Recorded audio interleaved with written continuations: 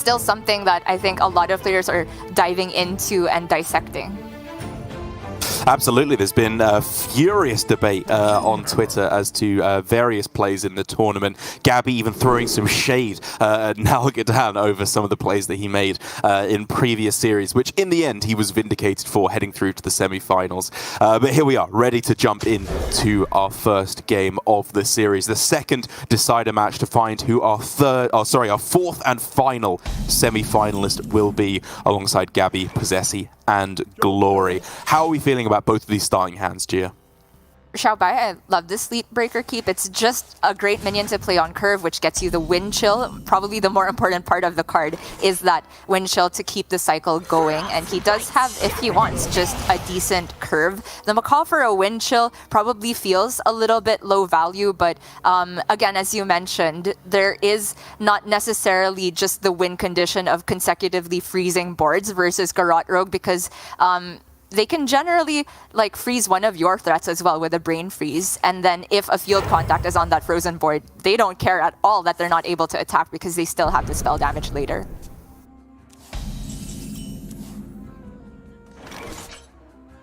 Okay, well, respectable stuff happening for both players here, of course. Xiaobai has got this weird kind of hand that you often end up with in these kind of matchups where you've got a whole bunch of wind chills, but it feels like nothing to actually target these with. But I wouldn't be all too surprised to see hero power, maybe even freezing his own 3-2 here, because cycling through your deck as quickly as possible, I think, is that little bit more important with how useful or how necessary that win condition is to get as soon as possible. Because again, if he can keep these lightning blooms in hand, it's theoretically possible that he can get down the OTK as early as turn 8. Doesn't even need to wait for the full turn 10. And that is something that can be doable against a mediocre rogue draw. But this is, I wouldn't say mediocre from McBanterFace, but awkward. Like, he's got double contact, double octo, which is normally amazing, but he doesn't have any proc effects for the octo right now. Nor does he have a card that he particularly wants to play to activate the Swindle. So it ends up becoming a secret passage turn instead, and hoping to get, I guess, a Cutlass or any tradable card to return things to the original hand, or the Swindle itself. Have to confess, I'm not sure how many cards were in the original hand though, because if that Swindle brings him up to 10 on the original hand, he'll overdraw 1 off the top. I'm going to say, yeah, less than 8 if we're going for the Swindle. Okay. As I trust him to not be overdrawing cards. And there we go, the perfect 9 cards. Really just needs an Octobot activator, as you were saying, to make this hand start popping. But even in the meanwhile, everything he's doing is fine, right? Like, he could just keep drawing cards with the Swindle, trading with the Guild Trader, and then just make sure that he finds himself one of those Orc Merchants, or the Brain Freeze, or the Prize Plunder, or the Pen Flinger. There's a million different ways to proc your own Octobots in this deck. And he should have plenty of time to do it, because while Xiaobai is drawing through his own deck reasonably well, he's not applying that much pressure on nothing that the Rogue can't deal with.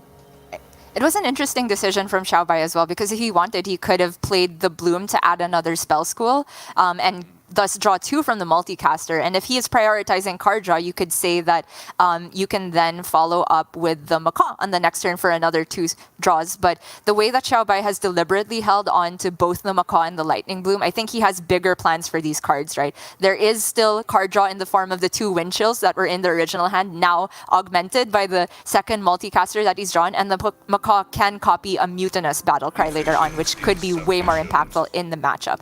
McBanterFace gonna go ahead and proc his Octo after going Swindle now with the draw of the Ethereal Aug Merchant, and he has got an amazing hand to pop off with on the next turn. Yeah, this is looking super, super powerful on the following turn.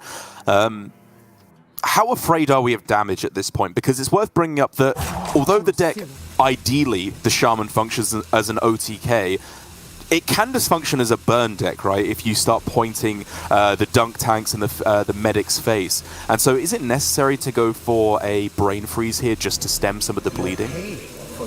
I would say not necessary, but I'm glad you bring up the point, because the 7 damage will bring McBanterFace down to 17, which you could technically say 2 dunk tanks and a circus medic and 2 frostbites can deal that 17, but it takes a long time to get to that point. So I like that McBanterFace is just holding on to his resources, has the Brain Freeze to complement the field contact. He is going to be still relatively healthy after this turn, but now this is a super interesting draw from Xiaobai. That's the Mutinous, which can be played as early as now and followed up by the Macaw. However, he doesn't have a read. I guess he has a soft read on there being at least a field contact if the Octoprot has gone off, but there's got to be way more minions to kind of not guarantee that the Mutinous gets the ideal target, so he's going to move away from that game plan. Yeah, there are a few things going on here on this turn. Like, he finishes the play with just the Gavel, which makes sense. He's setting up for some strong plays with the Mutinous, as we were talking about. But even just Bloom Multicaster at the end of that with the remaining 2 mana felt very tempting to me, just to disrupt your opponent and keep applying pressure. These 3/4s are not insubstantial in terms of how this game is going to be shaping out, especially when any kind of response through a Brain Freeze or a Shadow Step is quite a lot more expensive now. Felt like Xiaobai was prioritizing the honorable kill on the Frostbite, leading up into a field contact turn. It is a big deal, right? It's just not necessarily a free spell for McBanterFace, but he's gotten enough discounts that he's still able to draw quite a lot here. And now the question is whether he wants to commit the second Shadow Step or the Brain Freeze, or nothing at all here. Okay. Gonna head in with the Gavel here for Xiaobai, see what he discounts first before continuing the turn. This multicaster still only has the 1 spell school in it, right? That's true, yeah. Still no nature spell. I have to shift over from the Quest Shaman casting, where it's just always nature spell has been cast 100% of the time. But here, yeah, it's a little bit tougher. And I mean, do you think that Xiaobai should be setting up for the Mutinous play on the following turn with a Bloom as well? Or is it just about trying to maximize his card draw with, say, I don't know, Bloom Multicaster plus Macaw on this turn, just to have maximum draw? Really close one. I mean, he could still go for a Mutinous this turn with the Bloom and then follow up with Macaw and just say, I'm going to chomp 2 times in a row. But he has just seen a Contact and an Octobot, so it's not very likely that the Mutinous hits one of those ideal targets. So he is going to hold back and go for the Wild Proc Cavern. Make no mistake, I don't think he's happy about it. He's very much far behind, but he is focused now on, instead of trying to hit a very unlikely chance to delete one of McBanterFace's best minions, going for the slightly more likely, in my opinion, chance of winning the game by getting to the Bolner OTK. Well, another contact turn looks pretty clean here. Double Brain Freezes for 0, and then the Octobot, after those are cycled, can discount whatever's drawn from those 2. Yeah, it's just looking like the cleanest setup of McBanterFace's life, right? He's done this a million times before, I'm sure, as every pro Hearthstone player has at this point. In Garrote Rogue's life cycle, you just draw through your entire deck, probably end up shadow stepping the field contact, because I think it would be nice to have that just for the lethal turn. It's not strictly necessary anymore, as I've said a couple times, but it just makes it a little bit easier. There's less to worry about, and you can then just very easily get the win on turn 7 here. A nice quick lethal, as it's looking to be. Yeah, I would argue in this situation, it is pretty much strictly necessary to step it because he doesn't have enough card draw outside of field contact and the remaining hand to empty the deck, right? With 6 cards still remaining, I do think that it's better to get the field contact back rather than just rely on the cutlasses to get the Garrotes out of the deck. Xiaobai, though, knowing that the field contact is in hand, is just going to let her rip with the Mutinous and misses. And that is, you know, a big relief for McBanterFace. For now, but then the Macaw swoops in, copying the Mutinous effect, hoping to chomp up the field contact, but misses again, which is just a disaster for Xiaobai. He misses pretty much all the relevant minions. Yeah, he missed both the spell damage as well. I would say that eating the Guild Trader also would have made things quite complicated for McBanterFace. Like, obviously, wouldn't have ended the game on the spot because McBanterFace still gets to push minion damage. But in terms of worst possible combination, I think that's pretty much what Xiaobai hit. So for McBanterFace, the question is, does he have lethal this turn? He has 7 on board, so technically he only needs 15 damage to kill Xiaobai here. It doesn't feel guaranteed with 5 cards left in the deck and only this amount of discounts, so I think it's fine for McBanterFace to... Okay, maybe not deviate. Yeah. Pretty guaranteed, right? You have double I guess running out of battle cries is maybe the one scary thing, but with prep and basically having 2 0-mana Garots and the bouncing pen flinger, I very much like his chances of getting there, trading the Cutlass as well if necessary, and all the minion damage. As you were saying, it feels very, very likely indeed. Yeah, indeed. I'm not even sure if there was an order the deck could have been stacked where McBanterFace didn't hit 15 damage. So on retrospect, that was definitely the turn to go off. Also, since I just didn't notice Xiaobai was kind of threatening lethal on his own board the other way. So McBanterFace really couldn't afford to wait there unless he was going for a Scaps play, which just didn't seem worth it whatsoever. So that's going to be a clean first game to McBanterFace. Nothing out of the ordinary, I would say. That's the expected outcome in the matchup. Just got a little bit scary with the back-to-back Mutinous Chomps, and you can clearly see Xiaobai was holding on to that Macaw for so long to pair it with the Mutinous back-to-back. And I think it's a bit of a clever timing as well to not play Mutinous and then Macaw the next turn. It seems a lot scarier if they both happen at once when the Rogue has had less time to kind of curate how many minions they're diluting their hand with. Yeah, agreed completely. It's just the best shot you have in what is an unfavorable matchup overall. But it does mean that Xiaobai, despite taking in the last series, as I was saying, against Frenetic, an unexpected win with the Shaman, now it's a little bit more what we were expecting, right? Shaman against all these combo decks, really unable to get its teeth into these games. Everything it's doing is just the wrong tool for the job in terms of how you interact with Rogue, both in terms of development and disruption.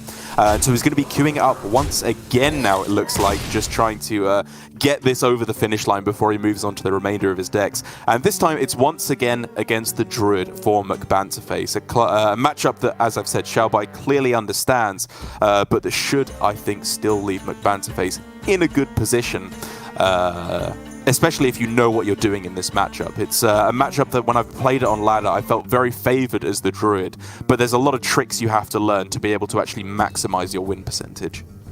Right. I do agree that on my ladder experience as well, and if looking at ladder stats, the Druid seems to be a runaway favorite, but I've heard whisperings that Shaman can actually get the matchup done pretty simply as long as you mulligan for a hand that is good into alignment, which is very similar to what Xiaobai did yesterday, right? He just kept the Mutinous and the Lightning Bloom also, not necessarily to play before alignment, but it means that if there is an alignment, straight away you can go Lightning Bloom, Mutinous, and if by that point you've drawn the Macaw and eat, once again, 2 things on the same turn. It's all about condensing your meals into one turn, and that's truly what's punishing for the Druid, because a lot of the time if they align, they haven't also had the time to set up with a ton of minions in hand as well. And if they lose just one Mr. Smite, or of course Anaconda itself, things can start to get scary. They can, yeah. And while you're absolutely right, the Shaman has a lot of tricks to pull off to boost their win percentage. Some of the things I've realized on the Druid side that I will be looking out for is specifically post-alignment, how you try to play around the freeze effects. Because while ideally in this matchup you go for the Mr. Smite plus Survival of the Fittest combo to deal lethal damage, giving both Mr. Smite and your Jerry Rig Carpenters charge, sometimes the Mutinous can put an end to that. I've seen Mr. Smite get chomped a lot of times because there's not all too many minions to chomp in the Druid deck. And so very often you have to go for a board-based approach. And so playing around freezes is a very important asset. You want to often hold back your Owls, your Gnolls to be able to answer these big Snowfall Guardians that will freeze the board and get a huge amount of stats on the same turn. You really, really don't want to leave yourself board-locked is, I guess, the essence of what I'm trying to say. And so for McBanterFace, I expect he will know that very well, of course. But if it gets to that point, which I hope it does, I'll be keeping a close eye on how he meters out all his resources. That's a great point. Holding back the rush minions and not being overzealous with board development is both good to play around the Snowfall, like you said, and also Mutinous, just by having cards that are minions that are not Anaconda, not Mr. Smite, that can be eaten instead, is a very big deal here. But that is definitely towards the late game. For now, Xiaobai has only got a Sleet Breaker that's worth mentioning in the opening hand, and McBanterFace has a Jerry Rig and Moonlight Guidance, which are nice cycle cards, but still lacking the ramp and of course the alignment itself. Yeah, Jerry Rig is one of those really weird cards that when I started playing the deck a few days ago with this most recent build, I was ecstatic to see Jerry Rig in my starting hand. It draws a card, it's a stat on board, and sometimes that's absolutely true. But a lot of the time I've started to realize that having Nourish in my hand isn't actually something I really want. I rarely use it for ramp. The draw can be very inefficient as well. And so while I fully agree with him playing it here, generally in this matchup I am still more looking for Overgrowth, Guff, and of course the Celestial alignment as well. Xiaobai, though, with the pickup of the second Sleet Breaker, actually just deviates from the kind of reserved post-alignment play he had yesterday and goes for a very aggressive approach. Just playing down 2 3/2s is generally very effective against Druid, especially if in this matchup I'd say they're less likely to hold on to Lunar Eclipse than they would be versus, of course, the Hunters of the world. So it's a big deal that McBanterFace has picked up one of them to stem this bleeding, but Xiaobai still has some decent follow-up in the multicaster and then an early Mutinous if he wants, because he has second Bloom in hand. That's right. Yeah, it's going to be a big facet in the game plan, as you were saying, both pre-survival of the... pre-Celestial alignment and post-Celestial alignment as well. McBanterFace just doing everything he can to stop this stem this aggression, whilst also ramping up at the same time. And it just means he's got himself a very solid game plan. I expect to see either the draw from the Nourish or maybe Moonlit Guidance in order to give himself the highest chance of alignment on the following turn. Whereas Xiaobai, in his own right, is just following on with the draw as much as possible, right? He just wants to get max value out of this multicaster and also max value from the Mutinous. Yeah, the Wind Chill adds another spell school to the caster, of course, but also it's just protecting the Sleet Breaker and letting it push even more damage because the Jerry Rig can't just snipe it down by itself. Xiaobai, I am really curious as to whether he will go for an early Mutinous, because starting next turn, alignment will be available for McBanterFace's mana, and playing Lightning Bloom into that is kind of a disaster because it deletes your next turn with the Overload. McBanterFace for now, though, just going to go for the draw and hits Anaconda. So really, it's just the alignment that's the missing piece of the puzzle right now. And until he gets there, he has to survive against these minions. I've heard of it. Okay, gets the double draw. Devolving Missiles can be an important facet in the matchup if they have a kind of mediocre post-alignment hand where they just make 1 or 2 big minions. But generally, I find later on in the game, it's just not all too powerful. And you're just using that to juice up your multicasters a little bit more. McBanterFace, however, on the other side, still with no Celestial alignment. So what are we doing to try and salvage this hand? It's still a turn off from going for Bloom Solar Cenarion as well, so it feels like this could end up being a Null plus Moonlit Guidance turn, starting with the Moonlit, of course. Oh wow, he can get extra Nulls, or sorry, I didn't see what his health total is at, but the Localar could be active here as well, potentially. Yeah, I'm pretty sure it's above 15. I don't think Xiaobai has been quite that aggressive. Okay, so it's probably just Nulls, right? I mean, you can play all of them. Yeah. It's a lot of board control. It's kind of inefficient. Wait, sorry. Maybe you can't play all... After you draw this one, they both cost 1, right? And then the second costs 2 and the third will cost 3. So maybe you can only play 2. No, if you draw this one, it will cost 1, 1, and then 2, right? So it is all just playable. Oh, yeah. My bad, my bad. Yeah. Works out great. Yeah, 5-4 into a 4-2 is nothing to write home about, but it's at least some way to... keep the pressure rolling and stem some of this aggression again, as now Xiaobai is in this really weird spot where none of his cards are cards that he wants to play. Like, Snowfall Guardian is so crucial later on in the game to stop your opponent from killing you with their massive survival of the fittest boards. But he wants to play Snowfall to corrupt his 4-cost cards. Mutinous, I think, is too valuable. You want to save that to go with Bolner or a Macaw later on. But if he doesn't play that, then he's also not corrupting his 4-cost cards. So it's just all the most awkward combo pieces coming together in a way that is really not well suited to Xiaobai's situation. Also worth noting that once alignment comes into play, it's just so hard to corrupt your cards because they all cost 1, right? So I would like to see potentially the Guardian corruption happen before an alignment, but Xiaobai, of course, hasn't had a read on it thus far. Because of all the reasons you mentioned, he went for the Wind Chill first to cycle and then deviates to the Wild Clock Cavern. And now he'll be happy that the Snowfall is still in hand because he can freeze these Cenarian Ward minions pretty easily. And now we're at a big crossroads for Xiaobai because he's got himself the Mutinous and the Macaw, which is fantastic, as we've said many times, for these high levels of disruption. But it may actually be the point where he can try and win on board. His opponent hasn't found Celestial Alignment until now, that is. And he could try and get there by just freezing the board a few turns in a row and then sending Dunk Tanks and Circus Medics face.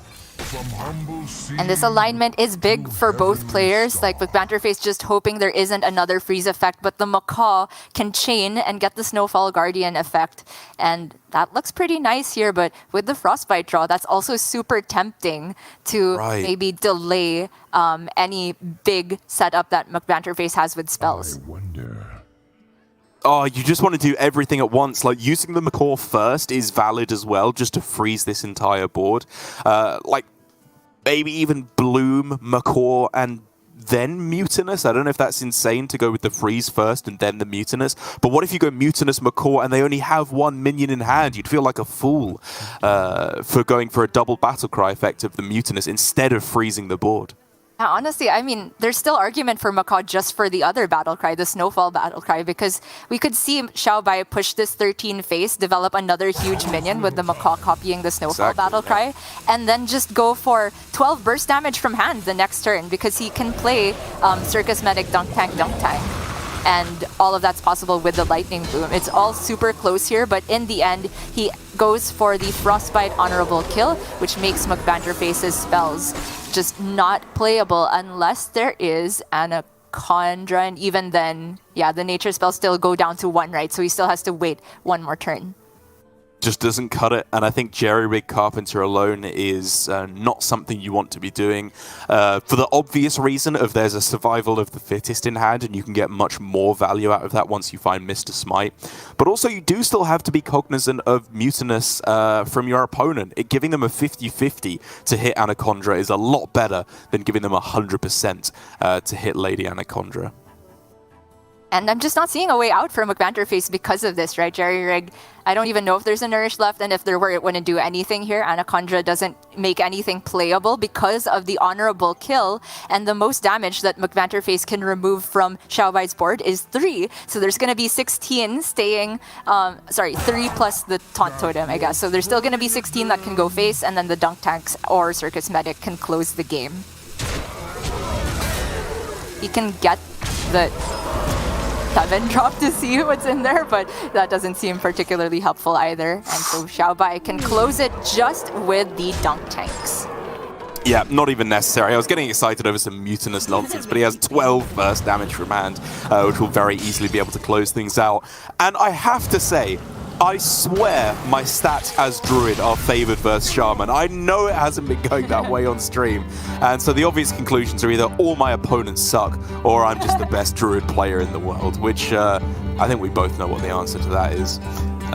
Step it up, EU ladder players. But with the Shaman taking the win there, it's a huge victory for Xiaobai. As we've been saying many times, the Shaman can be the weak spot in these players' lineups. But so far, I think Xiaobai, with his build, with his play in particular, and his knowledge of the metagame, I think has shown that Shaman arguably does deserve a spot in this metagame. And at the very least, is far from a blunder of a bring, as I think we were close to calling it before the tournament began. Oh, for sure. I just want to go back and dissect that last decision before the lethal turn from Xiaobai as well, because there are worlds where you say freezing the board and trying to win with that board is more important than disrupting spells if you think that McBanterFace has a more minion-heavy hand, but because of the specific situation where a few turns prior, McBanterFace played out both his Knolls, right? That's already 2 of the most impactful minions that's crossed out from Xiaobai's list. So I think based on that, he kind of deduced that the hand is probably spells, and it could have Anaconda, but if you just play the Frostbite, then for the honorable kill, then even Anaconda on that very first post-alignment turn is not enough to make everything pop. It's just really genius now that I look back on it, and you love to see it for sure. Xiaobai, though, only still tied in the series, and he's going to move on to the Garrote Rogue of his own, which does feature a Viper. It does, yeah, which could be a big deal in some of the matchups. But again, no Paladin for McBanterFace. His Warlock is the handlock variant, which I haven't actually checked before if he is running the weapon in there as well, which he's not, right? It doesn't even have the Ruined Mithril Rod, and so the Snake will be almost completely useless in this series for Xiaobai, which I think we can argue, the Shaman we were maybe a bit too critical of, but Rustrock Viper was, for the most part, a bit of a misread of the metagame, much more anticipating more Owl Warlocks, which there were not that many of, more Paladins, which there were not that many of, and it does put Xiaobai in a slightly worse position. However, I will say, weirdly enough against Druid, playing a 3-mana 3/4 is actually just not that bad a lot of the time in these starting turns. It can very easily hit for 9 or even 12 over the course of a game. That is right. McBanterFace queuing up the Druid once again into the Garrote Rogue this time, and I feel that the matchup has gotten a lot harder for Rogue. Celestial alignment just being so much more consistent for Druid now in the early game with their draw effects, and of course the rushing minions able to push back against the tempo-heavy starts from Rogue makes it a lot harder. But Rogue definitely still has game, and Xiaobai straight away shows that he knows what's up in this matchup with his full keep, right? Prize Plunder just acting as a Murloc Raider on turn 1, pretty good against Druid. And then the Cult Neophyte as follow-up, we're just playing Bloodfin Raptor as well, with the upside of also sometimes denying a spell on curve from McBanterFace. And then he has Secret Passage to be the pseudo card draw, because if you are playing all these battle cries on curve, that sort of neuters the power of your field contacts. Okay, this hand from McBanterFace is doing work. Overgrowth into the Celestial alignment is the absolute dream. Oxabot is even better than Neophyte on 2 because there's essentially 0 spells that you would like to disrupt on this turn. It's really only like if they discovered exactly Wild Growth that it would be relevant. But here, disrupting the Overgrowth on turn 3 is much more impactful. So for both players, it's a rip-roaring start to the game. Yeah, not only is it just giving yourself a better timing to play Neophyte, there's just no good way for McBanterFace to one-shot the Octobot either, so he can proc it here and play down all the minions, a protected Neophyte as well. I'd imagine the shield is going to go on there, and he can start to chip away at McBanterFace's health total with the follow-up of Secret Passage. This is exactly the type of tempo start you want as Garrote Rogue in this matchup. It is not about getting the bleeds for lethal, it's about punishing the slow early game from the Druid and getting ahead on board. I've got to say, I'm a little disappointed in Xiaobai that he floated mana here instead of just starting with the Neophyte. That does hurt me a little bit, but I respect the play nonetheless, and it means that McBanterFace is in a tough spot now. He, even with the Bloom, with the Bloom, he could play the Overgrowth on this turn, right, for 5 mana, which feels like a waste, but I suppose the Overload does kind of flow well into a Goldshire Null, I suppose, on the following turn. It could be. How bad is it to just play the Null this turn, though? And then he could hold on to just Bloom to go straight into alignment. That's super scary, of course, because you are going to delete your next turn if you overload into alignment, but maybe McBanterFace just doesn't feel like he has the time to wait to get it naturally. Insta Secret Passage here. We are looking for card draw, but almost more than that. We're just looking for big tempo options. We want ways to make this hand start popping. And with Field Contact plus Shadow Step on this turn, Xiaobai makes the choice to spend his mana a little inefficiently, but have a monstrously disruptive turn here. It's going to take a lot to be killing off this Field Contact on this turn. It's huge. He's seen a Lunar Eclipse. He has seen a Knoll. So McBanterFace needs an Owl or another Knoll here, or just a very specific removal spell, of which there are not many remaining. The Field Contact is gonna live. However, the only battle cry for Xiaobai right now is pretty expensive, so he needs some big money off the top. That's pretty good money. Oh, do you just go Rust Rot Viper, though? Like, I know you're getting more card draw with that, but it's still a battle cry. You draw a card, you get a 3-4 down. It's so close. I mean, I'd really like the chance to find the other Guardian Og Merchant to protect the field context. Oh my goodness. Or the other Neophyte. That's even better. Hello?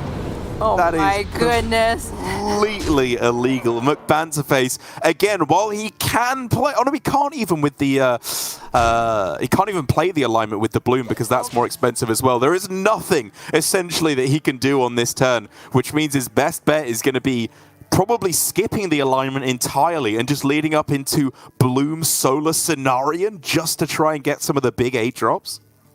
Unbelievable. I mean, he could align here, but then he dies over 2 turns because he has to overload to play it. So, yeah. There is 10 on board. There is the Garrote with the spell damage intact. The 1-off lethal, by my count.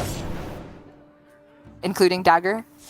But, you know, Xiaobai can just draw more damage or get some bleeds going. It's so easy for him to find the lethal here. And even if it isn't the lethal, McBanterFace still needs a miracle to come back. Oh, Shadow Step as well means that even if he can't hit lethal, he can just replay another Neophyte here. Just the nothing that McBanterFace can do whatsoever. That was the one thing he didn't want to see, and that is the one thing that he is going to get. Xiaobai is just almost guaranteed to be going up 2-1 in his deciding match and being that much closer to his spot in the semi-finals of the World Championship. Man, how are your Druid stats versus Rogue, Dark? Mine are pretty good, but you know, I've never faced Xiaobai on ladder. Mine are not great. My stats for Druid versus everything are terrible. I'm just being carried by 14-1 versus Shaman. Like, that is how everything else I'm just inting every single game, it feels like. But try as McBanterFace might to get this one done, he is left with a reasonable minion in a big taunt, but absolutely no chance in this game whatsoever. Brutes can be cleared by the Brain Freezes, and the remaining minions on board can push the lethal. That was just an absolute clinic on how to play the matchup. I honestly think that my stats on ladder as Druid versus Rogue are only decent because, you know, sometimes Rogue players don't know how to play the matchup in particular. They might be mulliganing the way they would versus any other matchup, keeping things like Shroud of Concealment, Swindle, but we saw there from Xiaobai, he kept the 1-2 curve, obviously improved by the fact that he drew the Octobot, but really the stroke of genius is keeping Secret Passage, which is not something you see a lot of players do, but if you are going to empty your opening hand very quickly, it just makes a lot of sense, and it worked out perfectly for him here. Exactly, it's just the cornerstone of a good Rogue player is using the Secret Passage weirdly. I don't even know if it necessarily has to be good, but I'll be impressed with it, and I'll think you're a good player if you just use it differently to how I would, which probably is an indication that you are a good player, to be fair. Oh, like Possessy the other day. For Possess You now. Exactly, yeah, he loves a weird Secret Passage. It's almost like emblematic of his entire strategy, like throwing them down on turn 2, at the end of his turn when he has no mana left over. He's always playing very liberally with them. And honestly, I do believe that's one of his biggest strengths on the Rogue. Is why he's had such a good performance with it, both in the World Championship and in GM previously this year as well. But for Xiaobai, with the Shaman and the Rogue out of the way, it's just the Warlock left over, Gia. A deck that was taking ladder by storm at the start of the Fractured in Alterac Valley meta, but seems for the most part to have dwindled in popularity quite drastically, with only Gabby and Xiaobai bringing it to this tournament. However, with Gabby through to the semi-finals and Xiaobai 1 game behind him if he can get the win here, does it mean that it was just a great bring with both of them getting through to the semis? With this huge sample size, I'm going to go ahead and say, yes, it is if you're playing it as well as Xiaobai and Gabby, because this is a deck that, you know, on paper is very slow against other OTK decks. I definitely think it's unfavored versus Garrote Rogue, but versus Druid in particular, you can say that you get completely destroyed by alignment, but there is that footnote there of, if you have Rune Mithril Rod, you have so much game to fight back against this, and this is exactly what we saw from Xiaobai Xiaobai versus Frenetic yesterday. Frenetic also, you know, paying respect and credence to the Rune Mithril Rod and not necessarily just handing a zero-cost hand to Xiaobai on the other side with his timing of the alignment. But a lot of the time, the Druid can't afford to just not play alignment. That's their win condition. So if Xiaobai manages to accrue a big enough hand into alignment, plus the Rune Mithril Rod primed to discount it all, he could just fight back with the huge Owl OTK of his own. Well, let's see what the starting hands offer up to both of our players. No Runed Mithril Rod for Xiaobai, which, as you were saying, is exactly the key card that allows you to fight back against Celestial Alignment, which should be a death sentence for this combo deck. But for McBanterFace, it's starting to come together with the alignment off the top, overgrowth from the studies as well. This looks like it's going to be a very, very clean curve for him. Yeah. Looking nice on turn 3, the overgrowth, and on turn 4, the coin alignment. So it's on Xiaobai to find the Rune Mithril Rod before that. And currently he can cycle towards it relatively quickly with the backfire, but you know, ideally you would like to save the backfire for after you have the rod equipped to immediately proc it. But in this instance, no chance to get greedy, right? He needs to find the rod. I do fully agree with the backfire on this turn. Like, one of the things I brought up before is the idea that you can't have your hand too full leading up into a Celestial Alignment turn. Otherwise, it's very difficult to discount your hand, even if you draw the Runed Mithril Rod. But in this instance, for Xiaobai, his hand was doing literally nothing. Like, none of these cards interact with this game in any way whatsoever. And so he needs to just draw through to the other card draw effects, Tamsin, or hero card Tamsin, I suppose, and then also the Runed Mithril Rod, most importantly. Overgrowth here for McBanterFace is the obvious play, and he can lead up into an insta alignment, although it's not an instantly game-winning alignment with this hand, right? He lacks card draw to follow it up. McBanterFace, though, with the hand gestures, I'm sure he's just saying, okay, there's not a Rune Mithril Rod this turn, we're fine. Xiaobai is just gonna cycle as aggressively as he can to find it, though, while also dumping cards from the hand because of what you mentioned of you need to leave space in hand for the Rune Mithril Rod. But in the first place, it's not made itself known to him right now. Right. So McBanterFace now can go for a pretty safe alignment if he wants, but maybe he wants to wait for Nourish, Jerry Rig, Malagos, that type of thing before he pops off. Yeah, like, generally against this Owl Warlock, you think to yourself there's not really a punish to Celestial Alignment because it's not like the Handlock where there's Neophytes, there's Giants, there's Gnolls, there's all these huge minions that they can cheat out for 0 mana. But this version for Xiaobai does still have some teeth. Like, playing Humongous Owl is a little bit scary. Mutinous is the really big one that can mess you up quite heavily. And for McBanterFace, if he gets his Lock Alarm munched, right, and he's left with a 12-12 on the other side of the board, he can't necessarily kill that quite so easily. Yeah, the Mutinous is really the tech of Xiaobai that makes this list stand out from Gabby's and gives it so much game against these decks that it might normally struggle against. McBanterFace, though, after heavy debate, is just going to go in with the alignment and immediately dumps his 2 minions that will cost 0 from the hand, trying to preload his pressure as well and neuter the effect of a not really neuter because he still has the Lock Alar, but maybe he thought it would disincentivize Xiaobai from playing a Mutinous if he had just seen 2 minions played, but now that is just a 12-12. Well, McBanterFace is pretty all in here, right? With Bloom, Solus, and Arian. He's trying to get some really nice big 8-drops. And he gets himself some very, very nice 8-drops indeed. 2 Primordial Drakes are nigh on impossible for this Warlock to clear. And with Xiaobai still left with no Runed Mithril Rod, his hand is just unplayable. It costs like 5 times the amount of mana he has right now, which is not a ratio that you can make work. Alright, so we're already looking for miracles here. Plague Proto-Drake, if that drops like a Baron Geddon and then use School Spirits, that can blow up the 4 health minion. I don't know. But that's true. Small. And now he also just has Tamsin School Spirits, but that is also going to kill off his own Mutinous. So he's still very far behind here, looking at 13 damage on the other side. Very little time to get back in the game, but he has a decent amount of healing. Is there a way that this could work? Rod into Backfire into Tamsin, like, there are potentially worlds where he can do it, but this does not look to me like one of them. Like, if he has to start off with Backfire, that makes the chances of drawing and discounting off the Ruined Mithril Rod in one turn that much harder. And so I guess the name of the game for him here isn't trying to go for some kind of miraculous OTK on this turn. It's actually just clearing up the board, because now that he has 3 mana to work with instead of 2, it's a little bit more reasonable, right? He can at the very least survive what's on board. Yeah, he can go Drain and then touch on the Plague Protodrake to see what it drops.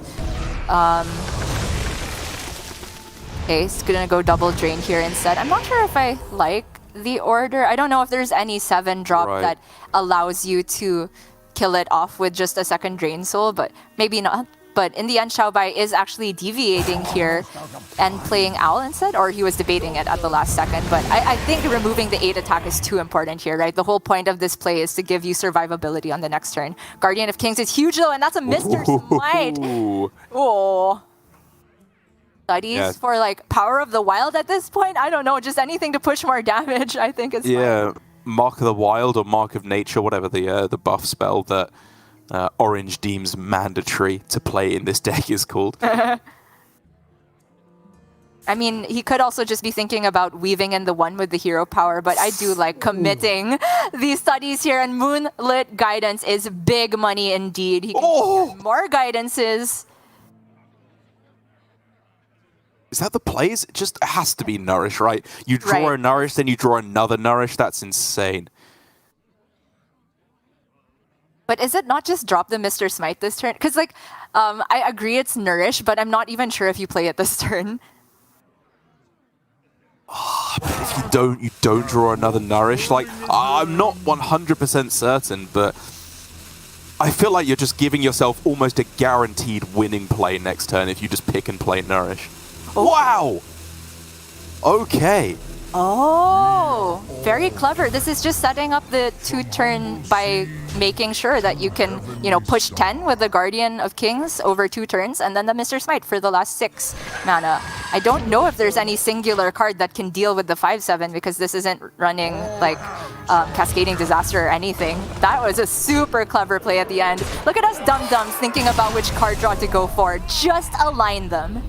That is that spark of genius I've been looking for from McBanterFace. Like, to be perfectly honest, I just think McBanterFace played better than his opponent in that series. That was such an ingenious way to close out the game. He'd seen both Drain Souls. The only card that could even stop him from just having the 11 damage lethal next turn, I think, was exactly Tamsin for the 5 health, the 5 armor, sorry, to be able to get a little bit out of range. So it was an excellent realization that Xiaobai hadn't been representing that in hand. If he had, he probably would have played it already when the Backfire had been played instead. And so I think it was just excellent reading from McBanterFace at all points along the way. And for Xiaobai, if we think back to the games he's played so far, if nothing else, he's felt confident in his choices, right? He's been decisive, making his plays in time, hasn't been roping, playing well, but playing confidently as well. Whereas here, there were a few points where he was picking up a card, putting it back down. He felt unsure about what his overall matchup approach should be. And even though I don't think he did anything disastrously wrong by any stretch, the cracks were definitely starting to show compared to what has been an almost exemplary performance thus far.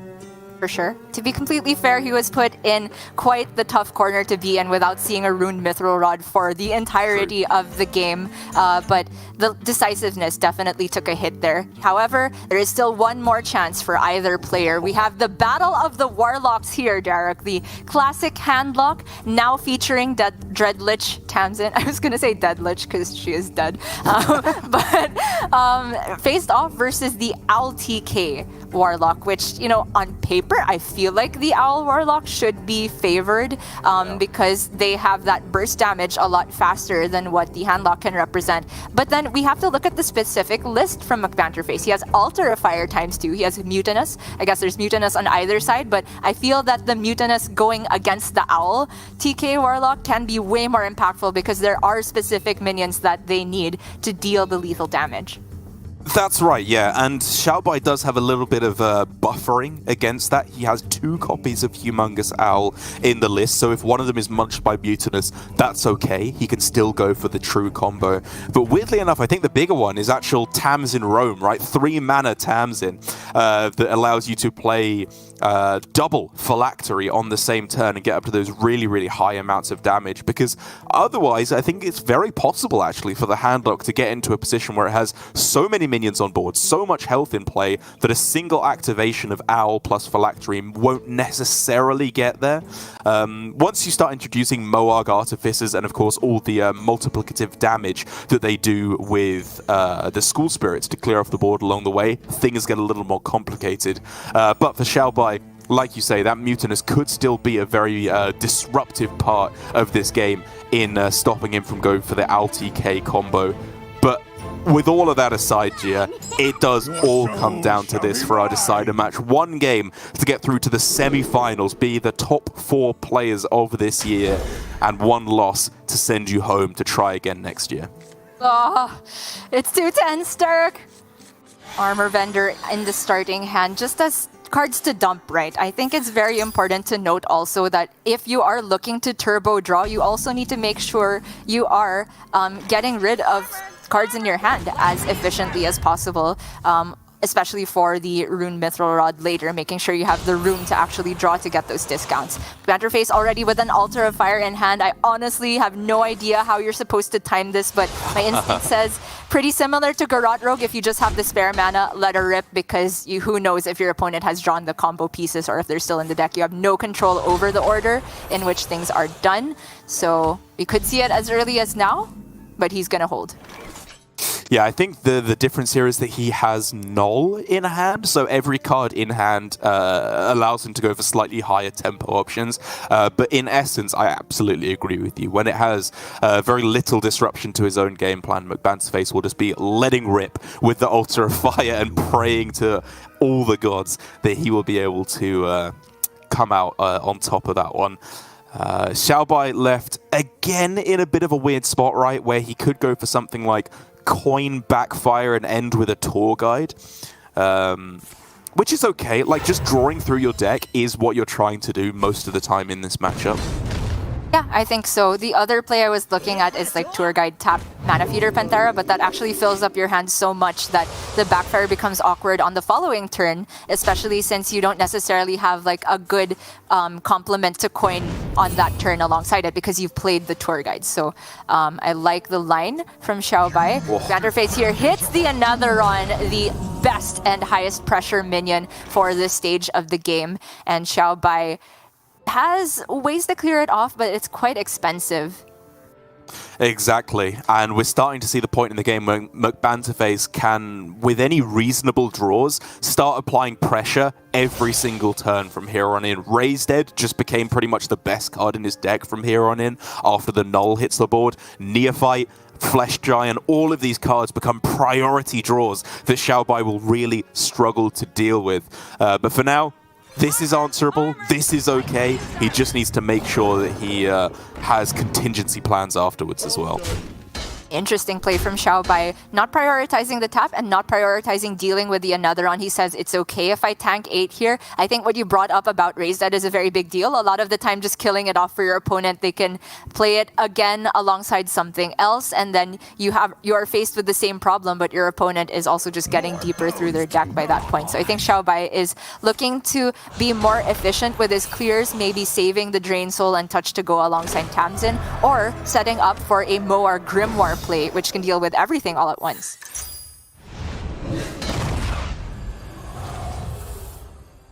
Okay. Just dumping cards seems very attractive here. I am always looking at this Altar of Fire just to play alongside one of the 1-cost spells, but McBanterFace is just going to go for Drain Soul instead. The Altar didn't give him any big break point just yet with 16 cards in deck, so it's fine as well. Yeah. Yeah, that's right. It's like if he gets himself another null or a raised dead off the top, assuming that these minions are going to die, then he just wants to, I would guess, have the most mana to work with in playing them, because it's approaching the point where he could go Flesh Giant plus a Netheron on the same turn, perhaps, if he has enough cards in hand as well. So we will have to see. Xiaobai clearly didn't want to clear these minions on the previous turn because he was cognizant of raised dead. But at this point, when there is the Battlegrounds Battlemaster coming into effect on turn 6, you do, I think, have to start clearing off at least one of these minions. But again, he's clearing off one, leaving the other one up to make a raised dead that little bit weaker, which is exactly what has come into play here for McBanterFace. Xiaobai has drastically weakened his response. Yeah, Xiaobai deliberately killed the Null instead of like targeting both Drain Souls into another round. He's held on to the second one, I think specifically because of Raised Dead, and that does make the turn for McBanterFace a lot more awkward. You could see it from his expression. It can still end up being a Raised Dead for just a Null because that cheapens his Giant. Also, just for 0 mana, it could be a maximum pressure turn in that regard. I don't hate that whatsoever, but Xiaobai does have a pretty good response loaded in hand with that 0-cost Drain Soul and the Moar Grimoire.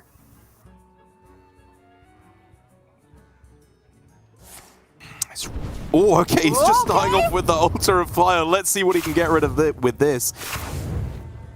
Shipment is a big one. That's a very big one. He's got Phylactery, he's got Owl, so that was the only other real key combo piece. I suppose Key is a little bit strong because you can still get there with other minions, but that for Xiaobai completely changes how he can approach this matchup now, because that was the one and only copy of Shipment. Yeah, with less guaranteed cheap targets to put the Phylactery Death Rattles on. I was going to say he really needs a Rod to get his OTK online, and that is probably the last turn that he could have gone about it relatively safely. It was an insta-play, and he can still get rid of the Anetheron with the Drain Soul trade and the Touch of the Natherism, but that means not tapping this turn. Oh, sorry, he has Tour Guide. It worked out pretty nicely then, right? Yep, I think you just take the very nice clean clear on this turn, as you said, and weave in the card draw as well. Does mean that McBanterFace can now start making some real powerhouse plays. Like, this is going to get bananas in the next turn or two with Flesh Giant, 2 1-mana Scavengers as well. It's really only Neophyte that's the missing piece right now that may be able to disrupt Xiaobai from answering that board. Right. Oh man, he could commit a gazillion stats to this board, but he has to think about what is Xiaobai's capability of dealing with everything if there is a Moar Grimoire play, right?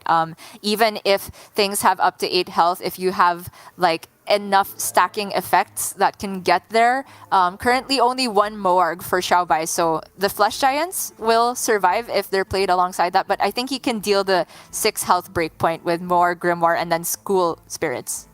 Right. And McBanterFace will absolutely be aware of that, isn't going to want to overextend too heavily. Does find himself Neophyte off the top, though, which is a very spicy little piece to this puzzle.